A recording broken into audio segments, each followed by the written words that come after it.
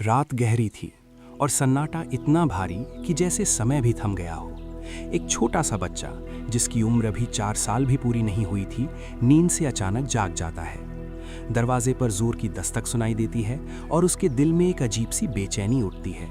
उसे लगता है कि उसका पिता आया है, आखिरी बार अलविदा कहने। वो धीरे धीरे बिस्तर से उतरता है। उसके कदमों में डर नहीं बल्कि एक अजीब सा यकीन होता है, जैसे उसे पहले से पता हो कि क्या होने वाला है। उसके होठों से शब्द निकलते हैं, पापा आए हैं, और वो दरवाजे की ओर बढ़ता है, लेकिन उसे रोक लिया जाता है। वो चिल्लाता है पूरी ताकत से, अलविदा पापा, अलविदा। सुबह जब उसे बताया जाता है कि उसके पिता अब इस दुनिया में नहीं रहे, तो वो सवाल करता है, इसका मतलब क्या है? जवाब मिलता है, अब तुम उन्हें कभी नहीं देख पाओगे। और यही वो पल था जब एक छोटे से बच्चे के दिल में पहली बार दर्द, खोने का एहसास और दुनिया की कठोर सच्चाई ने जन्म लिया। वो बच्चा समझ नहीं पाता कि कोई हमेशा के लिए कैसे चला जाता है। उसका मासूम दिमाग इस बात को स्वीकार नहीं करता, और फिर उसके अंदर एक अजीब सा गुस्सा जन्म लेता है। वो बंदूक उठाता है और कहता है, मैं भगवान को मारने जा रहा हूँ क्योंकि उन्होंने मेरे पापा को मुझसे छीन लिया। ये कहानी सिर्फ एक बच्चे के दर्द की नहीं है, ये शुरुआत है एक ऐसे जीवन की जो किसी उपन्यास से ज़्यादा रोमांचक, ज़्यादा दर्दनाक और ज़्यादा असाधारण है। उस बच्चे का नाम था अलेक्जेंडर ड्यूमा, वही नाम जो आगे चलकर दुनिया के सबसे महान लेखकों में गिना जाएगा। लेकिन ये कहानी उसके बारे में नहीं है, ये कहानी है उसके पिता की। एक ऐसा आदमी जिसका जीवन किसी दंत कथा से कम नहीं था, एक ऐसा योद्धा जिसने गुलामी से उठकर सेनाओं की कमान संभाली, एक ऐसा इंसान जिसने ताकत, साहस और ईमानदारी की ऐसी मिसाल कायम की जिसे इतिहास ने लगभग भुला दिया। उसका जन्म एक ऐसे समय में हुआ था जब दुनिया रंग और जाति के आधार पर बटी हुई थी। उसकी माँ एक गुलाम थी और उसका पिता एक फ्रांसीसी कुलीन। एक तरफ शाही खून, दूसरी तरफ गुलामी की जंजीरें। उसकी पहचान इन्हीं दो दुनियाओं के बीच कहीं फंसी हुई थी। लेकिन उसने अपने पिता का नाम, उनकी दौलत और उनका रुतबा सब ठुकरा दिया। उसने अपने लिए एक नया रास्ता चुना, एक ऐसा रास्ता जो तलवार, खून और युद्ध से होकर गुजरता था। वो सेना में सबसे निचले पद से भर्ती हुआ, बिना किसी पहचान, बिना किसी सहारे। लेकिन उसके अंदर कुछ अलग था। उसकी ताकत सिर्फ उसके शरीर में नहीं बल्कि उसके इरादों में थी। वो सिर्फ लड़ता नहीं था, वो हर लड़ाई को अपनी पहचान बना देता था। धीरे धीरे उसका नाम फैलने लगा। लोग उसकी बहादुरी के किस्से सुनाने लगे। कहा जाता था कि वो एक साथ कई दुश्मनों से लड़ सकता है और हर बार जीत कर निकलता है। उसकी तलवार सिर्फ एक हथियार नहीं थी, वो उसकी पहचान बन चुकी थी। एक बार उसने अकेले ही दुश्मनों के एक पूरे समूह को पकड़ लिया। दूसरी बार उसने सिर्फ 4 साथियों के साथ मिलकर 50 से ज़्यादा सैनिकों पर हमला किया और उन्हें हरा दिया। ऐसे कारनामे उस दौर में किसी चमत्कार से कम नहीं थे। वो सिर्फ एक सैनिक नहीं था, वो एक नेता था। वो अपने सैनिकों के आगे चलकर लड़ता था, पीछे खड़े होकर आदेश नहीं देता था। यही वजह थी कि उसके सैनिक उसे सिर्फ जनरल नहीं, अपना हीरो मानते थे। लेकिन हर कहानी में एक मोड़ आता है, और उसकी कहानी में भी आया। वो आदमी जो युद्ध के मैदान में कभी नहीं हारा, राजनीति और साजिशों के जाल में फंस गया। उसे कैद कर लिया गया, एक किले में बंद कर दिया गया, और दुनिया उसे भूल गई। कोई मुकदमा नहीं, कोई सुनवाई नहीं, बस एक अंधेरी कोठरी और इंतजार जिसका कोई अंत नहीं था। उसकी कहानी किसी हद तक उस मशहूर किरदार जैसी लगती है जिसे उसके बेटे ने बाद में रचा, एडमंड डांटेस। एक ऐसा इंसान जिसे साजिश के तहत कैद कर लिया गया और जिसे दुनिया ने भुला दिया। लेकिन फ़र्क ये था कि किताबों में हीरो को हमेशा कोई ना कोई रास्ता मिल जाता है, असली ज़िंदगी में नहीं। ये वही कहानी है जिसने आगे चलकर the count of Monte Cristo जैसी महान रचना को जन्म दिया। लेकिन असली कहानी उससे कहीं ज़्यादा गहरी, ज़्यादा दर्दनाक और ज़्यादा सच्ची थी। एक ऐसा आदमी जिसने आज़ादी, समानता और भाईचारे के लिए लड़ाई लड़ी, लेकिन अंत में खुद ही उसी सिस्टम का शिकार बन गया।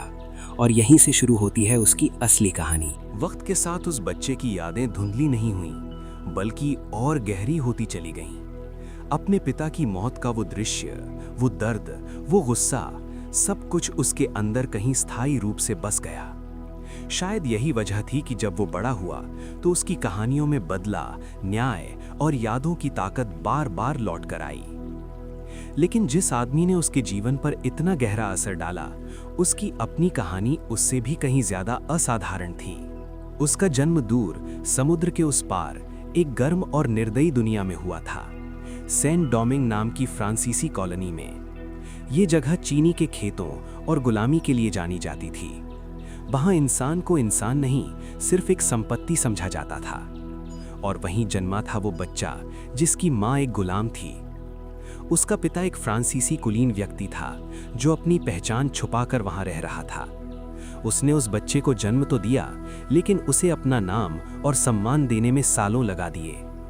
और एक समय ऐसा भी आया जब उसने अपने ही बेटे को बेच दिया, सिर्फ इसलिए ताकि वो खुद वापस फ्रांस जा सके। सोचिए, एक पिता अपने बेटे को बेच दे। ये सिर्फ एक घटना नहीं थी, ये उस बच्चे के दिल में हमेशा के लिए घाव बनकर रह गया। लेकिन किस्मत ने यहाँ एक अजीब मोड़ लिया। कुछ समय बाद वही पिता अपने बेटे को वापस खरीदकर फ्रांस ले आया। अब वो बच्चा जो कभी गुलाम था, अचानक एक आलीशान दुनिया में पहुंच गया। उसे पढ़ाया गया, सिखाया गया, अच्छे कपड़े पहनाए गए। उसे एक कुलीन परिवार के सदस्य की तरह पाला गया। लेकिन उसके अंदर की सच्चाई कभी नहीं बदली। वो जानता था कि वो कौन है और कहां से आया है। जब वो जवान हुआ तो उसके सामने दो रास्ते थे। एक, अपने पिता की तरह आराम और शान शौकत की जिंदगी जीना, और दूसरा, अपनी पहचान खुद बनाना। उसने दूसरा रास्ता चुना। उसने अपने पिता का नाम और उपाधि छोड़ दी और अपनी माँ का नाम अपनाया, ड्यूमा। ये सिर्फ नाम बदलना नहीं था, ये एक घोषणा थी कि वो अपनी जड़ों को नहीं भूलेगा। वो सेना में भर्ती हो गया, सबसे निचले पद पर। कोई विशेष सुविधा नहीं, कोई पहचान नहीं, सिर्फ एक साधारण सैनिक। लेकिन उसके अंदर जो आग थी वो साधारण नहीं थी। वो हर लड़ाई में खुद को झोंक देता था। उसकी ताकत, उसकी फुर्ती और उसका साहस, सब कुछ उसे दूसरों से अलग बनाता था। धीरे धीरे उसके साथी उसे नोटिस करने लगे, फिर उसके अधिकारी और फिर पूरा सैन्य तंत्र। फ्रांस में उस समय एक बड़ा बदलाव आ रहा था, फ्रांसीसी क्रांति। ये सिर्फ एक राजनीतिक घटना नहीं थी, ये समाज की जड़ों को हिला देने वाला तूफान था। लोग आजादी, समानता और भाईचारे की बात कर रहे थे, और इस क्रांति ने उसे मौका दिया। जहां पहले उसके रंग और जन्म के कारण उसके रास्ते बंद थे, वहीं अब उसके लिए दरवाजे खुलने लगे। वो तेजी से आगे बढ़ा, एक के बाद एक प्रमोशन, एक के बाद एक जीत। वो सिर्फ एक सैनिक नहीं रहा, वो एक प्रतीक बन गया। एक ऐसा इंसान जो साबित कर रहा था कि असली ताकत इंसान के जन्म में नहीं, उसके कर्मों में होती है। कहा जाता है कि वो इतना ताकतवर था कि घोड़े पर खड़े होकर खुद को और घोड़े को एक साथ उठा सकता था। ये सुनने में कहानी जैसा लगता है, लेकिन उस समय के लोग इसे सच मानते थे। उसकी बहादुरी के किस्से हर जगह फैलने लगे। उसने कई बार अकेले ही दुश्मनों के पूरे समूह को हराया। उसने उन जगहों पर जीत हासिल की जहां जीत असंभव मानी जाती थी। लेकिन उसकी सबसे बड़ी खासियत सिर्फ उसकी ताकत नहीं थी, बल्कि उसका दिल था। वो अपने सैनिकों के लिए लड़ता था, उनके साथ खड़ा रहता था। वो आदेश देने वाला जनरल नहीं था, बल्कि खुद मैदान में उतरने वाला नेता था। और यही वजह थी कि उसके सैनिक उसे सिर्फ सम्मान नहीं, बल्कि प्यार करते थे। लेकिन जैसे जैसे उसकी ताकत और प्रसिद्धि बढ़ी, वैसे वैसे उसके दुश्मन भी बढ़ने लगे। हर समाज में कुछ लोग ऐसे होते हैं जो बदलाव से डरते हैं। उन्हें यह स्वीकार करना मुश्किल होता है कि एक ऐसा आदमी जिसे वो कभी अपने बराबर नहीं मानते थे, अब वो उनसे आगे निकल रहा है। और यही डर धीरे धीरे साजिशों में बदलने लगा। उधर यूरोप में युद्ध का माहौल और भी गहरा होता जा रहा था। फ्रांस अपने दुश्मनों से घिरा हुआ था और हर मोर्चे पर लड़ाई चल रही थी। इसी दौरान वो एक ऐसी जगह पहुंचा जहां उसकी किस्मत एक बार फिर बदलने वाली थी। आल्प्स की बर्फीली पहाड़ियां। ये जगह किसी भी सैनिक के लिए एक चुनौती थी। ठंड इतनी ज्यादा कि सांस लेना मुश्किल हो जाए, रास्ते इतने खतरनाक कि एक गलती जान ले सकती थी। लेकिन उसने वही किया जो कोई और करने की हिम्मत नहीं कर सकता था। रात के अंधेरे में अपने सैनिकों के साथ वो उन पहाड़ियों पर चढ़ गया, वहां जहां दुश्मन को जरा भी उम्मीद नहीं थी। और फिर अचानक हमला किया। यह हमला इतना अप्रत्याशित था कि दुश्मन संभल ही नहीं पाया। उन्होंने न सिर्फ दुश्मन को हराया, बल्कि उनकी तोपें भी अपने कब्जे में कर लीं। ये जीत सिर्फ एक जीत नहीं थी, ये एक मैसेज था कि वो आदमी जो कभी गुलाम था, अब इतिहास लिख रहा है। उसकी ख्याति अब पूरे फ्रांस में फैल चुकी थी। लोग उसे एक हीरो की तरह देखने लगे थे। यहां तक कि नेपोलियन जैसे बड़े नेता भी उसकी तारीफ करते थे। लेकिन कहानी यही खत्म नहीं होती, क्योंकि जहां एक तरफ वो ऊंचाइयों को छू रहा था, वहीं दूसरी तरफ एक नया टकराव जन्म ले रहा था। एक ऐसा टकराव जो उसकी जिंदगी को हमेशा के लिए बदल देगा।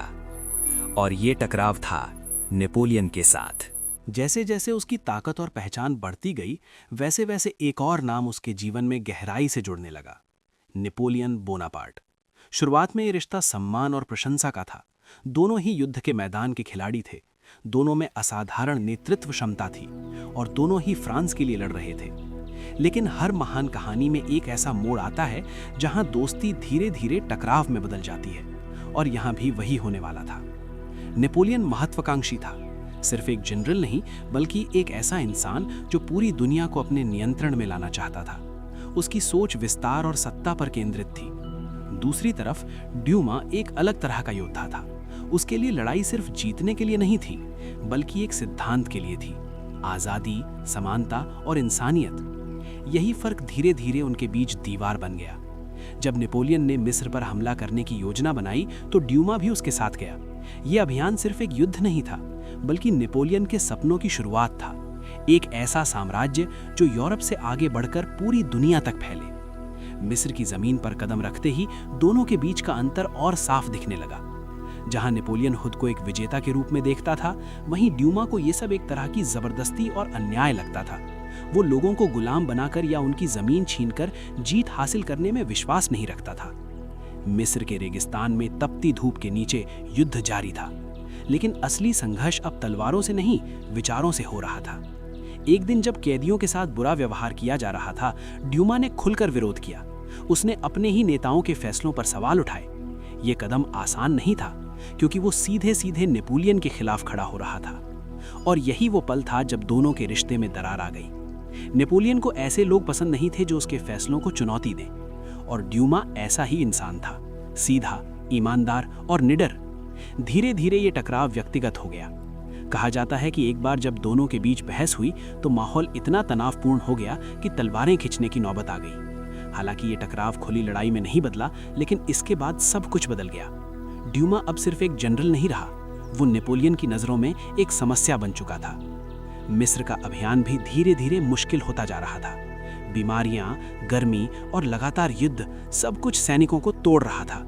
ड्यूमा को ये साफ दिख रहा था कि ये अभियान सही दिशा में नहीं जा रहा, और फिर उसने एक बड़ा फैसला लिया। वो वापस फ्रांस लौटना चाहता था। ये फैसला नेपोलियन को बिल्कुल पसंद नहीं आया। उसके लिए ये एक तरह की बगावत थी, लेकिन ड्यूमा अपने फैसले पर अडिग रहा। उसने मिस्र छोड़ने का जोखिम उठाया, बिना ये सोचे कि आगे क्या होगा। समुद्र का सफर शुरू हुआ, लेकिन ये सफर आसान नहीं था। जब जहाज इटली के तट के पास पहुंचा तो एक नई मुसीबत सामने आ गई। उस समय इटली के कुछ हिस्सों पर दुश्मन सेनाओं का कब्जा था, और वहीं ड्यूमा को पकड़ लिया गया। अब वो एक कैदी था। वो आदमी जिसने कभी हजारों सैनिकों का नेतृत्व किया था, अब खुद एक अंधेरी जेल में बंद था। कोई मदद नहीं, कोई उम्मीद नहीं। दिन हफ्तों में बदले, हफ्ते महीनों में और महीने सालों में। उस जेल की दीवारें सिर्फ पत्थर की नहीं थी, वे साजिशों और धोखे से बनी थी। ड्यूमा को धीरे धीरे यह एहसास होने लगा कि यह सिर्फ एक दुर्घटना नहीं थी, शायद इसके पीछे कुछ और था। उसकी हालत बिगड़ने लगी, उसे जहर दिया गया, या शायद धीरे धीरे मारने की कोशिश की जा रही थी। उसकी ताकत, जिस पर उसे हमेशा गर्व था, अब उसका साथ छोड़ रही थी। लेकिन सबसे दर्दनाक चीज ये नहीं थी कि वो बीमार हो रहा था। सबसे दर्दनाक ये था कि उसे भुला दिया गया था। जिस देश के लिए उसने इतना कुछ किया, वही देश अब उसके लिए कुछ नहीं कर रहा था। कोई उसे बचाने नहीं आया, कोई उसकी रिहाई के लिए नहीं लड़ा। वो अकेला था, पूरी तरह अकेला। और यही वो सच्चाई थी जो उसके बेटे की कहानियों में बार बार झलकती है। भूल जाना, धोखा और न्याय की तलाश। लेकिन कहानी अभी खत्म नहीं हुई थी, क्योंकि हर अंधेरे के बाद एक उम्मीद की किरण होती है, और उसके जीवन में भी वो पल आने वाला था। लेकिन जब वो आज़ादी की ओर कदम बढ़ाएगा, तब तक बहुत कुछ बदल चुका होगा। अंधेरी जेल की उन दीवारों के बीच जहां समय जैसे रुक गया था, वो हर दिन एक ही सवाल से जूझता था, क्या वो कभी बाहर निकल पाएगा? और अगर निकलेगा भी तो क्या उसकी दुनिया वैसी ही होगी जैसी वो छोड़कर आया था? दिन, हफ्ते, महीने और फिर साल बीतते गए। उसका मजबूत शरीर अब कमजोर पड़ने लगा था। जो आदमी कभी बर्फीली पहाड़ियों को चीरकर आगे बढ़ता था, अब ठंडी सीलन भरी कोठरी में धीरे धीरे टूट रहा था। उसकी आंखों की चमक फीकी पड़ने लगी, लेकिन अंदर की आग अभी भी बुझी नहीं थी। कई बार उसने सोचा कि क्या ये सब एक साजिश है, क्या ये सिर्फ युद्ध का नतीजा नहीं बल्कि किसी की सोची समझी चाल है? उसके मन में बार बार वही चेहरा आता, नेपोलियन। वो जानता था कि उसने सच बोलने की कीमत चुकाई है। उसने सत्ता के खिलाफ आवाज उठाई थी और अब वो उसी का परिणाम भुगत रहा था। जेल में उसे न तो सही खाना मिलता था, न इलाज। धीरे धीरे उसकी हालत इतनी खराब हो गई कि उसे खुद अपने जिंदा रहने पर शक होने लगा। कभी कभी उसे लगता कि ये सब खत्म हो जाए, लेकिन फिर उसके अंदर कहीं एक उम्मीद जागती। उसका परिवार, उसकी पत्नी, उसके बच्चे, खासकर उसका छोटा बेटा जो शायद अब बड़ा हो रहा होगा। वही बेटा जिसने उस रात उसे पुकारा था, अलविदा पाका। यही सोच उसे जिंदा रखती थी। आखिरकार लंबे इंतजार के बाद एक दिन ऐसा आया जब उसकी कैद खत्म हुई। लेकिन ये आज़ादी वैसी नहीं थी जैसी उसने सोची थी। वो जब बाहर निकला तो वो पहले जैसा नहीं रहा था। उसका शरीर कमज़ोर हो चुका था, उसकी सेहत बुरी तरह बिगड़ चुकी थी, और सबसे बड़ी बात, उसकी पहचान, उसकी इज्जत, सब कुछ पीछे छूट चुका था। वो फ्रांस लौटा, लेकिन फ्रांस अब वैसा नहीं था। क्रांति खत्म हो चुकी थी।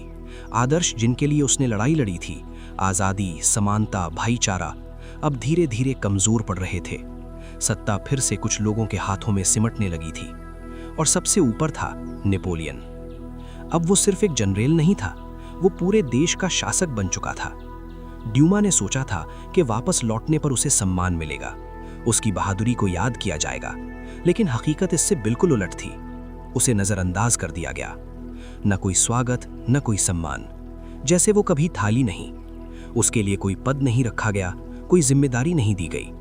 वो जिसने कभी हजारों सैनिकों का नेतृत्व किया था, अब अपने ही देश में एक आम इंसान बनकर रह गया था। ये सिर्फ एक हार नहीं थी, ये एक अपमान था, और ये अपमान धीरे धीरे उसके अंदर की ताकत को खत्म करने लगा। उसकी सेहत लगातार गिरती जा रही थी। जेल में जो जहर उसे दिया गया था, उसका असर अब साफ दिखने लगा था। वो पहले की तरह चल भी नहीं पाता था, लड़ना तो दूर की बात थी। उसकी आर्थिक हालत भी खराब हो गई थी। उसे वो पेंशन नहीं मिली जिसका वो हकदार था। उसका परिवार मुश्किलों में घिरने लगा। लेकिन सबसे बड़ा दर्द ये था कि वो अपने बेटे के लिए कुछ नहीं कर पा रहा था। वो चाहता था कि उसका बेटा एक बेहतर जिंदगी जी सके, लेकिन उसकी अपनी हालत उसे मजबूर कर रही थी। फिर भी उसने हार नहीं मानी। उसने कोशिश की, बार बार कोशिश की कि उसे उसका हक मिले। उसने सरकार से गुहार लगाई, अपने पुराने साथियों से मदद मांगी, लेकिन हर बार उसे निराशा ही हाथ लगी। समय बीतता गया और उसकी हालत और खराब होती गई। आखिरकार वो दिन भी आया जब उसका शरीर पूरी तरह हार चुका था। वो आदमी जिसने कभी युद्ध के मैदान में दुश्मनों को हराया था, अब जिंदगी की लड़ाई हार चुका था।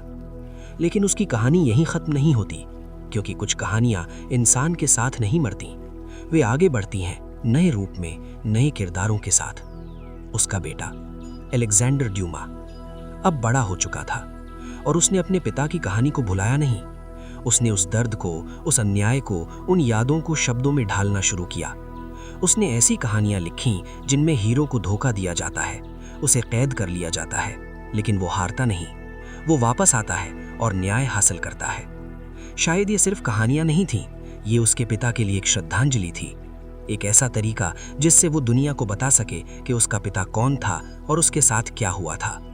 और इसी तरह एक भूले हुए हीरो की कहानी किताबों के पन्नों में अमर हो गई। लेकिन सच और कहानी के बीच का फर्क अभी भी बाकी है, और वो सच और भी गहरा और भी चौंकाने वाला है। समय बीत चुका था, लेकिन कुछ कहानियां ऐसी होती हैं जो समय के साथ खत्म नहीं होती, बल्कि और गहरी होती चली जाती हैं। जनरल एलेक्स ड्यूमा की कहानी भी ऐसी ही थी। एक ऐसा जीवन जिसे इतिहास ने लगभग भुला दिया, लेकिन जिसकी गूंज उसके बेटे की कहानियों में बार बार सुनाई देती रही। उसके जाने के बाद उसका परिवार एक अजीब सी खामोशी में डूब गया। उसकी पत्नी, जिसने कभी एक महान योद्धा के साथ जीवन बिताया था, अब संघर्षों से घिर गई थी। पैसे की कमी, समाज की बेरुखी और भविष्य की अनिश्चितता, सब कुछ एक साथ आ गया था। और उसी घर में एक छोटा सा लड़का धीरे धीरे बड़ा हो रहा था, अपने पिता की यादों के साथ। वो अक्सर अपनी माँ से उनके बारे में पूछता, कैसे थे वो, क्या करते थे, क्यों चले गए। और हर बार उसकी माँ की आंखों में आंसू आ जाते, लेकिन साथ ही गर्व भी झलकता। वो उसे बताती कि उसका पिता सिर्फ एक सैनिक नहीं था, वो एक हीरो था, एक ऐसा इंसान जिसने अपने सिद्धांतों के लिए सब कुछ दांव पर लगा दिया। ये कहानियां उस बच्चे के दिल में गहराई से बसती चली गईं। लेकिन जिंदगी आसान नहीं थी। गरीबी ने उसे बहुत जल्दी बड़ा कर दिया। उसे समझ में आ गया कि सिर्फ यादों से पेट नहीं भरता, उसे कुछ करना होगा, कुछ बनना होगा। उसने लिखना शुरू किया। शुरुआत में यह सिर्फ एक कोशिश थी अपने विचारों को शब्द देने की, लेकिन धीरे धीरे ये उसकी पहचान बन गया। उसकी कहानियां अलग थीं। उनमें सिर्फ रोमांच नहीं था, बल्कि एक गहरी भावना थी। न्याय की तलाश, बदले की आग और उन लोगों की जीत जिन्हें दुनिया ने नज़रअंदाज कर दिया। ये सब कहीं ना कहीं उसके पिता की कहानी से जुड़ा हुआ था। उसने ऐसे किरदार बनाए जो धोखा खाते हैं, जिन्हें कैद कर लिया जाता है, जिन्हें भुला दिया जाता है, लेकिन वो हारते नहीं। वो वापस आते हैं और अपनी पहचान, अपना सम्मान वापस लेते हैं। दुनिया ने उसकी कहानियों को पसंद किया। लोग उसके किरदारों से जुड़ने लगे। उसकी किताबें मशहूर होने लगीं। लेकिन हर सफलता के पीछे एक छुपा हुआ सच था, एक ऐसा दर्द जिसे वो कभी भूल नहीं पाया। उसके लिए लिखना सिर्फ एक पेशा नहीं था, ये एक तरीका था अपने पिता को जिंदा रखने का। हर कहानी में, हर किरदार में कहीं ना कहीं उसके पिता की झलक होती थी। वो चाहता था कि दुनिया उस इंसान को जाने जिसे इतिहास ने भुला दिया। लेकिन सवाल ये था कि क्या सच में दुनिया उसे जान पाई? धीरे धीरे समय के साथ असली कहानी धुंधली होती चली गई। लोगों ने किरदारों को याद रखा, लेकिन उस इंसान को भूल गए जिसने उन किरदारों को प्रेरित किया था। जनरल ड्यूमा का नाम इतिहास के पन्नों में कहीं खो गया, और यही इस कहानी का सबसे बड़ा दुख था। एक ऐसा आदमी जिसने अपनी जिंदगी में असंभव को संभव कर दिखाया, अंत में भुला दिया गया। लेकिन क्या सच में कोई कहानी पूरी तरह से खत्म हो जाती है? शायद नहीं, क्योंकि सालों बाद एक और इंसान इस कहानी की तलाश में निकला। एक ऐसा इंसान जो सिर्फ किताबों से संतुष्ट नहीं था, वो सच्चाई जानना चाहता था। वो उन जगहों पर गया जहां ये कहानी शुरू हुई थी। उसने पुराने दस्तावेज खोजे, भूले हुए रिकॉर्ड्स को खंगाला, और तब उसे एहसास हुआ कि जो कहानी दुनिया जानती है वो सिर्फ आधी सच्चाई है। असल कहानी कहीं ज्यादा जटिल, कहीं ज्यादा गहरी थी। उसने पाया कि जनरल ड्यूमा सिर्फ एक सैनिक नहीं था, वो एक प्रतीक था। एक ऐसे दौर का प्रतीक जब दुनिया बदल रही थी, जब बराबरी की बात हो रही थी, लेकिन साथ ही नए तरह के भेदभाव भी जन्म ले रहे थे। उसकी जिंदगी में जितनी ऊंचाइयां थीं, उतनी ही गहरी गिरावट भी थी, और यही विरोधाभास उसकी कहानी को और भी खास बनाता है। अब सवाल ये था कि क्या इस सच्चाई को दुनिया के सामने लाया जाएगा? क्या उस भूले हुए हीरो को उसका हक मिलेगा, या फिर वो हमेशा के लिए इतिहास की धूल में दबा रहेगा? ये कहानी अब एक नए मोड़ पर थी, और आगे जो सामने आने वाला था वो सिर्फ एक इंसान की कहानी नहीं, बल्कि पूरे समाज की सच्चाई को उजागर करने वाला था। धीरे धीरे ये साफ होने लगा कि ये कहानी सिर्फ एक इंसान की नहीं है, ये उस पूरे दौर की कहानी है जहां उम्मीद और अन्याय साथ साथ चल रहे थे। एक तरफ आज़ादी और बराबरी के नारे थे, दूसरी तरफ वही समाज अपने ही बनाए आदर्शों से मुकर रहा था। जनरल एलेक्स ड्यूमा का जीवन इस टकराव का जीता जागता उदाहरण था। जिस फ्रांस ने उसे ऊंचाइयों तक पहुंचाया, उसी फ्रांस ने उसे गिरते हुए देखा और कुछ नहीं किया। ये सिर्फ एक व्यक्ति की हार नहीं थी, बल्कि उस सोच की भी हार थी जो कहती थी कि सभी इंसान बराबर हैं। वो दौर जिसे लोग क्रांति का स्वर्ण युग कहते हैं, असल में बहुत जटिल था। शुरुआत में सब कुछ बदलता हुआ दिखाई दिया। गुलामी के खिलाफ आवाज उठी, रंग और जाति के आधार पर भेदभाव को खत्म करने की कोशिश हुई। कई ऐसे फैसले लिए गए जिनसे पहली बार ये लगा कि दुनिया सच में बदल सकती है। लेकिन बदलाव कभी सीधा नहीं होता। जैसे जैसे समय बीता, वैसे वैसे विरोध भी बढ़ने लगा। जिन लोगों के पास पहले से ताकत थी, वे इसे खोना नहीं चाहते थे। उन्होंने नए तरीके ढूंढे, नए कानून, नई सोच, जिनसे वे फिर से अपना वर्चस्व कायम कर सकें। और इसी के बीच ड्यूमा जैसे लोग धीरे धीरे हाशिए पर धकेले जाने लगे। उसकी कहानी हमें ये भी दिखाती है कि इतिहास हमेशा न्याय नहीं करता। कई बार जो लोग सबसे ज्यादा हकदार होते हैं, वही सबसे ज्यादा भुला दिए जाते हैं। लेकिन ये भूल जाना हमेशा के लिए नहीं होता। वही लेखक जिसने उसकी कहानी को फिर से खोजा, उसने हार नहीं मानी। उसने हर उस सुराग का पीछा किया जो उसे इस भूले हुए हीरो तक ले जा सकता था। वो पुराने शहरों में गया, धूल भरे रिकॉर्ड्स को खंगाला, उन लोगों से मिला जो इस कहानी के बारे में कुछ जानते थे। कभी उसे निराशा मिली, कभी उम्मीद। एक जगह उसे बताया गया कि कुछ महत्वपूर्ण दस्तावेज एक पुराने संग्रहालय में रखे हैं। वो वहां पहुंचा, उम्मीद के साथ कि शायद उसे वो सच मिल जाए जिसकी वो तलाश कर रहा है। लेकिन वहां उसे एक अजीब सी रुकावट का सामना करना पड़ा।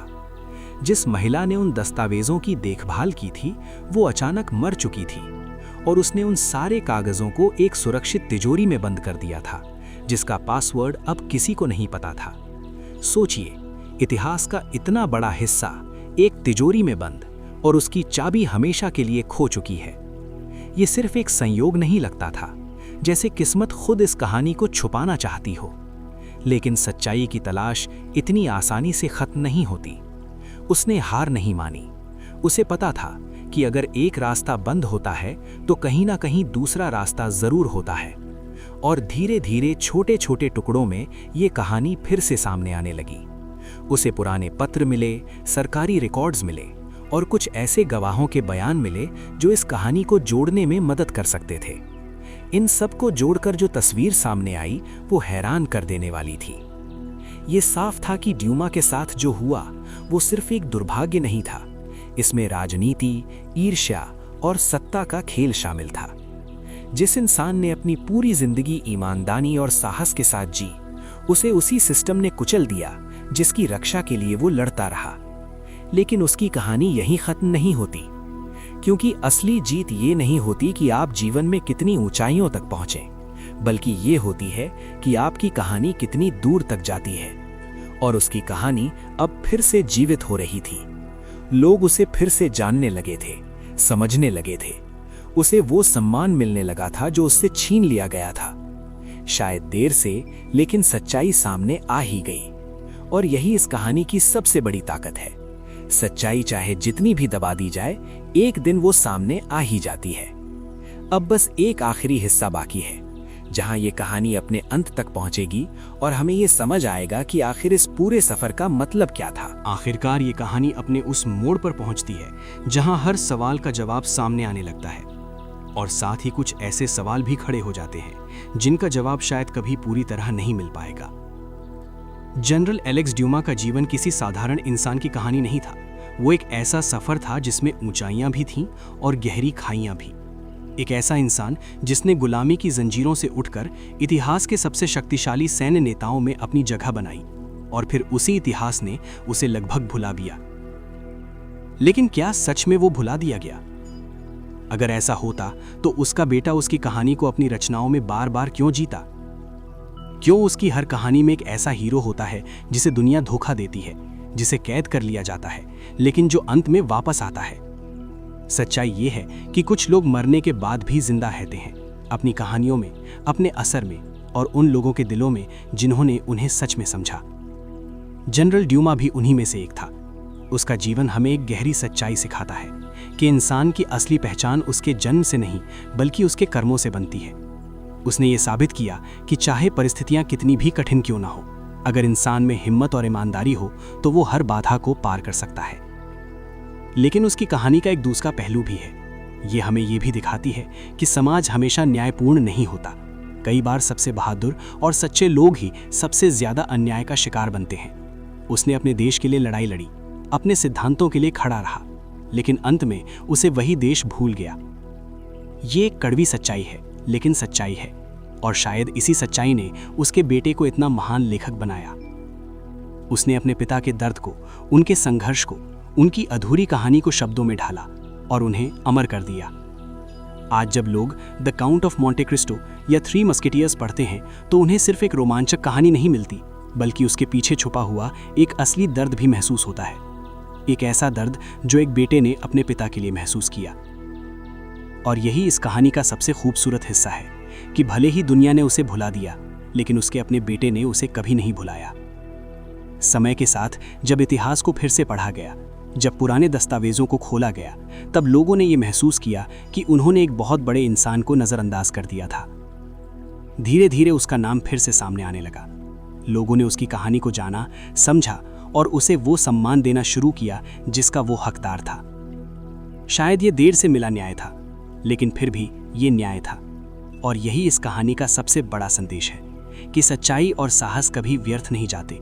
वे शायद कुछ समय के लिए छिप सकते हैं, दब सकते हैं, लेकिन एक दिन वे जरूर सामने आते हैं। अब जब ये कहानी अपने अंत पर है तो एक सवाल आपके मन में जरूर होगा, क्या हम अपने इतिहास के ऐसे और भी किरदारों को भूल चुके हैं?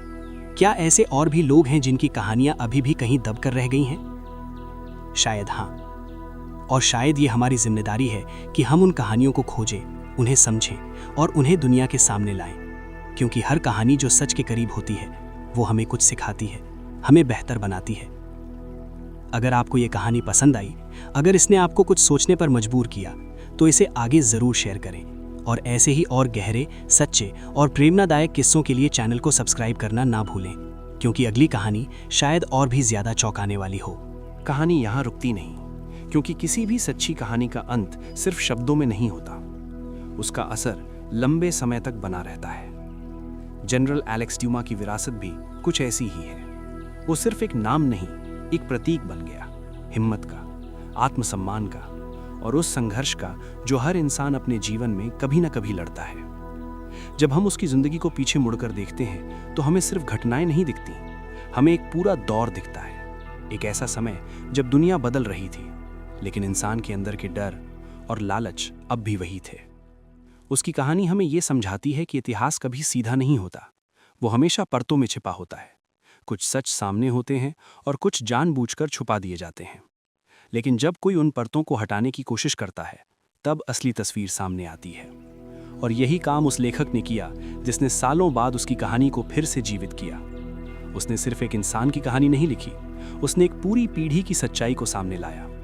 उसने दिखाया कि कैसे एक समाज जो खुद को आज़ाद और बराबरी वाला कहता है, वही समाज अपने ही हीरो को भुला सकता है। लेकिन उसने ये भी दिखाया कि भुला देना हमेशा के लिए नहीं होता।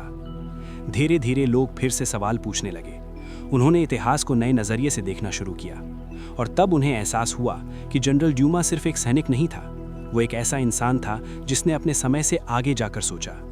उसने उस वक्त बराबरी की बात की जब ये सिर्फ एक सपना थी। उसने उस वक्त इंसानियत को चुना जब उसके आसपास लोग सत्ता और लालच में डूबे हुए थे। और शायद यही वजह थी कि वो अपने समय में पूरी तरह समझा नहीं गया। लेकिन आज जब हम उसकी कहानी सुनते हैं तो हमें उसमें एक गहरा संदेश मिलता है। ये संदेश सिर्फ इतिहास का नहीं है, ये आज के समय का भी है। आज भी दुनिया में ऐसे लोग हैं जो अपने हक के लिए लड़ रहे हैं, जो बराबरी की मांग कर रहे हैं, जो अन्याय के खिलाफ खड़े हो रहे हैं। और हर बार जब कोई ऐसा करता है तो कहीं न कहीं जनरल ड्यूमा की कहानी फिर से जीवित हो जाती है। उसकी कहानी हमें ये भी सिखाती है कि असली जीत हमेशा तुरंत नहीं मिलती। कई बार इंसान अपनी पूरी जिंदगी लड़ता है और जीत उसे बहुत बाद में मिलती है, लेकिन इसका मतलब ये नहीं कि उसकी लड़ाई बेकार गई, क्योंकि हर संघर्ष, हर बलिदान आने वाली पीढ़ियों के लिए रास्ता बनाता है। और यही उसकी सबसे बड़ी जीत थी। उसका जीवन भले ही दर्द और अन्याय से भरा रहा हो, लेकिन उसकी कहानी ने दुनिया को एक नई सोच दी। और शायद यही किसी भी इंसान के जीवन का सबसे बड़ा उद्देश्य होता है कि वो अपने जाने के बाद भी दुनिया को कुछ देकर जाए। अब जब ये पूरी कहानी हमारे सामने है तो एक आखिरी सवाल रह जाता है, क्या हम उससे कुछ सीखेंगे? क्या हम उन गलतियों को दोहराने से बचेंगे जो इतिहास ने की थी, या फिर हम भी उन्हीं कहानियों को भूल जाएंगे जैसे पहले लोग भूल गए थे? ये फैसला हमारे हाथ में है, क्योंकि कहानियाँ सिर्फ सुनने के लिए नहीं होती, वे हमें बदलने के लिए होती हैं। और अगर ये कहानी आपको छू पाई है, अगर इसने आपके अंदर कुछ जगाया है, तो यही इसका असली मकसद था। अगली बार जब आप किसी हीरो की कहानी सुने तो ये ज़रूर सोचिएगा कि कहीं उसके पीछे कोई भूली हुई सच्चाई तो नहीं छिपी, क्योंकि असली कहानियाँ वही होती हैं जो किताबों से बाहर निकलकर हमारे दिल और दिमाग में जगह बना लेती हैं। कहानी खत्म हो चुकी है, लेकिन जो बचा है वो है उसका असर। जनरल एलेक्स ड्यूमा का नाम भले ही इतिहास की मोटी किताबों में बड़े अक्षरों में ना लिखा गया हो, लेकिन उसकी कहानी उन हर इंसान के भीतर जिंदा है जो अपने हालात से ऊपर उठने का सपना देखता है। एक ऐसा बच्चा जो गुलामी में पैदा हुआ, जिसने अपने ही पिता के हाथों बेचे जाने का दर्द सहा, वही बच्चा आगे चलकर हजारों सैनिकों का नेता बना। उसने सिर्फ तलवार से नहीं, अपने सिद्धांतों से भी लड़ाई लड़ी। उसने ये साबित किया कि इंसान की असली ताकत उसकी सोच और उसके फैसलों में होती है। लेकिन उसकी कहानी हमें एक चेतावनी भी देती है। सत्ता हमेशा उन लोगों को पसंद नहीं करती जो सच बोलते हैं, जो सवाल पूछते हैं, जो झुकने से इनकार करते हैं। और जब ऐसा होता है तो अक्सर वही लोग सबसे पहले कुचले जाते हैं। ड्यूमा के साथ भी यही हुआ। जिस इंसान ने अपने देश के लिए सब कुछ दिया, वही अंत में उसी देश के लिए बोझ बन गया। उसे नजरअंदाज किया गया, भुला दिया गया और अकेलेपन में उसने अपनी आखिरी सांस ली। लेकिन शायद उसकी असली जीत वहीं छिपी थी, क्योंकि हर हार अगर वो सच्चाई के लिए हो तो वो हार नहीं होती, वो एक बीज होती है। और उस बीज से उगती है नई सोच, नई कहानियां और नए लोग। उसके बेटे ने वही किया। उसने अपने पिता की अधूरी कहानी को खत्म नहीं होने दिया। उसने उसे शब्दों में ढाला, उसे दुनिया के सामने रखा और उसे अमर बना दिया। आज भी जब कोई the count of Monte Cristo पढ़ता है तो वो सिर्फ एक बदले की कहानी नहीं पढ़ रहा होता, वो उस दर्द को महसूस कर रहा होता है जो एक बेटे ने अपने पिता के लिए महसूस किया। और यही इस कहानी की सबसे बड़ी ताकत है। ये हमें सिर्फ मनोरंजन नहीं देती, ये हमें सोचने पर मजबूर करती है। ये हमें ये सवाल पूछने पर मजबूर करती है कि हम किस तरह के समाज में जी रहे हैं और क्या हम सच में उतने ही न्यायपूर्ण हैं जितना हम सोचते हैं। जनरल ड्यूमा की कहानी एक आईना है जिसमें हम अपने अतीत को भी देख सकते हैं और अपने वर्तमान को भी। ये हमें याद दिलाती है कि हर दौर में कुछ लोग होते हैं जो सही के लिए खड़े होते हैं, भले ही उन्हें इसकी कीमत क्यों ना चुकानी पड़े। और ये भी कि हर दौर में कुछ लोग होते हैं जो उन्हें भूल जाते हैं। लेकिन इतिहास की सबसे खूबसूरत बात यह है कि वो कभी पूरी तरह खत्म नहीं होता। वो बार बार लौटता है, नए सवालों के साथ, नई कहानियों के साथ, और हर बार हमें एक मौका देता है सही को पहचानने का और उसे याद रखने का। अगर इस पूरी कहानी ने आपके दिल को छुआ है, अगर इसने आपको कुछ नया सोचने पर मजबूर किया है, तो इसे यहीं मत छोड़िए। ऐसी कहानियां सिर्फ सुनने के लिए नहीं होती, इन्हें आगे बढ़ाने के लिए होती हैं। इसे अपने दोस्तों के साथ शेयर कीजिए, अपने विचार कमेंट में ज़रूर बताइए। और अगर आप ऐसी ही सच्ची और प्रेरणादायक कहानियां सुनना चाहते हैं तो चैनल को सब्सक्राइब करना ना भूलें, क्योंकि हर कहानी के पीछे एक और कहानी छुपी होती है और अगली बार हम उसी छुपी हुई सच्चाई को खोजेंगे। कुछ कहानियां ऐसी होती हैं जो खत्म होने के बाद भी हमारे भीतर चलती रहती हैं, जैसे कोई धीमी आवाज़ जो बार बार हमें उसी सच की तरफ लौटाती है जिसे हम अक्सर नज़रअंदाज कर देते हैं। जनरल एलेक्स ड्यूमा की कहानी भी वैसी ही है। जब आप इस पूरे सफ़र को एक साथ देखते हैं, एक गुलाम माँ का बेटा जिसे उसके ही पिता ने बेच दिया, फिर वही बच्चा फ्रांस पहुंचता है, शिक्षा पाता है और एक दिन हजारों सैनिकों का नेता बन जाता है, तो ये किसी चमत्कार से कम नहीं लगता। लेकिन असली चमत्कार ये नहीं था कि वो इतना ऊपर पहुंचा। असली चमत्कार ये था कि उसने वहां पहुंचकर भी अपने सिद्धांत नहीं छोड़े। उसने कभी अपनी जड़ों को नहीं भुलाया। उसने अपने नाम तक को बदल दिया ताकि वो ये दिखा सके कि वो अपने अतीत से भाग नहीं रहा, बल्कि उसे स्वीकार कर रहा है। और शायद यही उसकी सबसे बड़ी ताकत थी। लेकिन इसी ताकत ने उसे कमजोर भी बना दिया, क्योंकि जब दुनिया झुकने वालों को इनाम देती है, तब सीधा खड़ा रहने वाला इंसान अक्सर अकेला पड़ जाता है। ड्यूमा के साथ भी यही हुआ। उसने गलत के सामने झुकने से इनकार किया और इसकी कीमत उसे अपनी आज़ादी, अपनी पहचान और आखिर में अपनी जिंदगी से चुकानी पड़ी। लेकिन अगर आप गौर से देखें तो ये कहानी सिर्फ एक दुखद अंत की नहीं है। ये कहानी उस असर की है जो एक इंसान अपने जाने के बाद भी छोड़ जाता है। उसका बेटा, जिसने अपने पिता को बहुत कम समय के लिए जाना, उसने उसी अधूरी याद को अपनी सबसे बड़ी ताकत बना लिया। उसने उस दर्द को, उस अन्याय को और उस खोए हुए सम्मान को अपनी कहानियों में जिंदा रखा। और यही वजह है कि आज इतने सालों बाद भी हम उस कहानी को सुन रहे हैं, हम उसे महसूस कर रहे हैं और शायद कहीं ना कहीं उससे कुछ सीख भी रहे हैं। ये कहानी हमें सिखाती है कि इंसान का जीवन कितना भी छोटा क्यों ना हो, उसका असर बहुत बड़ा हो सकता है। ये हमें ये भी सिखाती है कि सच और ईमानदारी का रास्ता आसान नहीं होता, लेकिन वही रास्ता सबसे ज्यादा मायने रखता है। और सबसे ज़रूरी बात, ये कहानी हमें याद दिलाती है कि हमें अपने हीरो को पहचानना चाहिए, उन्हें याद रखना चाहिए और उनके संघर्ष को कभी भुलाना नहीं चाहिए। क्योंकि जब हम ऐसा नहीं करते तो हम सिर्फ एक इंसान को नहीं, बल्कि एक पूरी सच्चाई को खो देते हैं। अब जब ये कहानी सच में अपने अंतिम पड़ाव पर है, तो एक बार फिर वही सवाल सामने खड़ा है, हम इस कहानी के साथ क्या करेंगे? क्या हम इसे सिर्फ एक कहानी की तरह सुनकर भूल जाएंगे या इसे अपने भीतर जिंदा रखेंगे? अगर आपने यहाँ तक इस कहानी को सुना है तो इसका मतलब है कि कहीं ना कहीं ये आपसे जुड़ गई है। तो इसे यहीं खत्म मत होने दीजिए, इसे आगे बढ़ाइए अपने दोस्तों तक, अपने परिवार तक, ताकि और लोग भी इस सच्चाई को जान सकें। ऐसी ही और गहरी, सच्ची और दिल को छू जाने वाली कहानियों के लिए चैनल को सब्सक्राइब करें और इस वीडियो को लाइक ज़रूर करें, क्योंकि अगली कहानी शायद आपकी सोच को और भी ज़्यादा बदल दे।